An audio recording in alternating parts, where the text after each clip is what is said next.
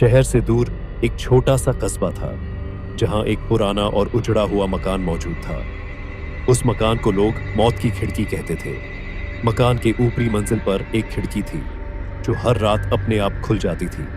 कहा जाता था कि जो भी उस खिड़की से झांकता वह अगले दिन जिंदा नहीं बचता।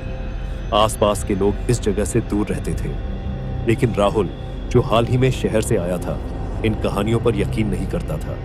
वह एक पत्रकार था और उसे इन अफवाहों की सच्चाई जाननी थी। उसने अपने दोस्त अर्जुन को साथ लिया और दोनों ने उस खतरनाक मकान की ओर कदम बढ़ाए। रात का समय था। मकान के चारों ओर घना अंधेरा और सन्नाटा था। हवा में अजीब सी ठंडक थी। जैसे ही राहुल और अर्जुन मकान के अंदर दाखिल हुए, दरवाजा अपने आप बंद हो गया। अर्जुन ने डरते हुए कहा, राहुल, मुझे अच्छा नहीं लग रहा, हमें वापस चलना चाहिए। राहुल ने उसे शांत किया और दोनों ने टॉर्च की रोशनी में घर का मुआयना करना शुरू किया। घर के अंदर की दीवारों पर अजीब अजीब चित्र बने थे जो खून से बनाए हुए लग रहे थे। फर्श पर सूखे पत्तों और धूल की मोटी परत थी। तभी ऊपर की मंजिल से किसी के चलने की आवाज सुनाई दी। राहुल ने इशारे से अर्जुन को पीछे आने को कहा और दोनों ऊपर की ओर बढ़ गए। सीढ़ियां चढ़ते वक्त उन्हें लगा कि कोई उन्हें देख रहा है।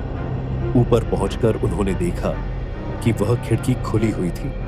खिड़की से ठंडी हवा आ रही थी और पर्दे लहर रहे थे।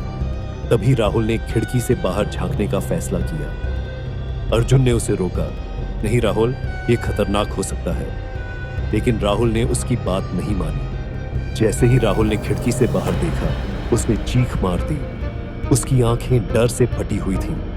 अर्जुन ने उसे संभालने की कोशिश की, लेकिन तभी राहुल अचानक हवा में लहराने लगा, जैसे कोई अदृश्य शक्ति उसे खींच रही हो। अर्जुन ने उसे बचाने की कोशिश की, लेकिन तभी पूरे मकान में एक भयानक हंसी गूंज उठी। खिड़की से एक सफेद छाया निकली जिसकी आंखें जलती हुई लाल थीं।